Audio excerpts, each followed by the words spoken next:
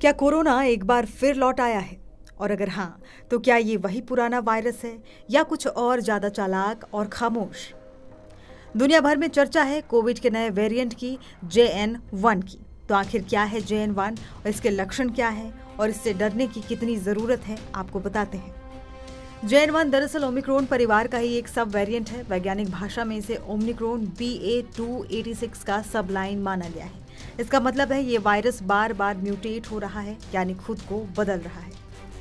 JN.1 variant चीन, Singapore, Thailand में फैल रहा है। इन देशों में मरीजों की संख्या लगातार बढ़ रही है। ओमिक्रॉन के नए वेरिएंट JN.1 और उसके सब वेरिएंट्स LF7 और NB.1.8 को इस बार वायरस संक्रमण के लिए जिम्मेदार माना जा रहा है। JN.1 वेरिएंट ओमिक्रॉन BA.2.86 वंश का वंशज है। जॉन्स हॉपकिंस मेडिसिन के मुताबिक इस वेरिएंट की खोज पहली बार अगस्त 2023 में हुई थी। इसमें करीब 30 म्यूटेशन हैं जो इसे प्रतिरक्षा प्रणाली से बचने में मदद करते हैं। ये एडिशनल 1 और 2 म्यूटेशंस के जरिए आसानी से ट्रांसमिट होने की क्षमता रखता है। हालांकि कोरोना वायरस का BA.2.86 वेरिएंट कभी भी SARS-CoV-2 वेरिएंट के ग्रुप में हावी नहीं हुआ है। अब जानिए इसके लक्षण क्या है। JN.1 के लक्षण पुराने ओमिक्रॉन वेरिएंट जैसे ही हैं। इसमें गले में खराश, हल्का बुखार, सिर दर्द, नाक बहना, सूखी खांसी, थकावट और कुछ मामलों में स्वाद और गंध का चला जाना शामिल है।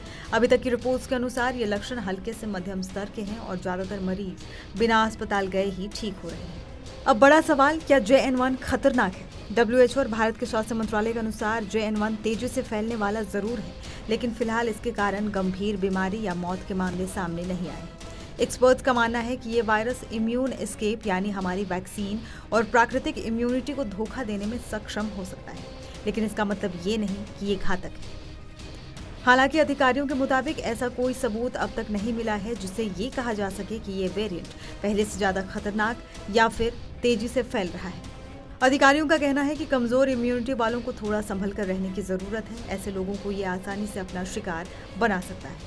ये एक RNA वायरस है जो बार बार अपना रूप बदलता है। वायरस की नई चाल ये है कि बिना ज्यादा नुकसान पहुंचाए वो तेजी से फैले और जिंदा रहे। इसे ही साइंस की भाषा में कन्वर्जेंट इवोल्यूशन कहते हैं।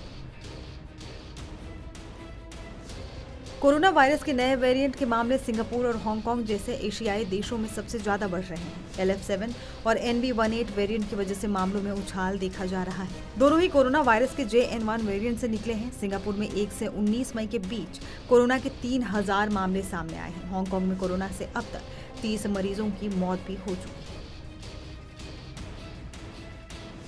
स्वास्थ्य मंत्रालय ने कोरोना वायरस पर एक उच्च स्तरीय समीक्षा बैठक सोमवार को बुलाई थी। बैठक में देश में मौजूद कोविड-19 की स्थिति की विस्तार से समीक्षा की गई। स्वास्थ्य मंत्रालय की तरफ से देश में कोरोना की स्थिति कंट्रोल में है। 19 मई तक भारत में कोरोना के 257 एक्टिव मामले पाए गए हैं। ये आंकड़ा देश की बड़ी आबादी को देखते हुए बहुत कम है।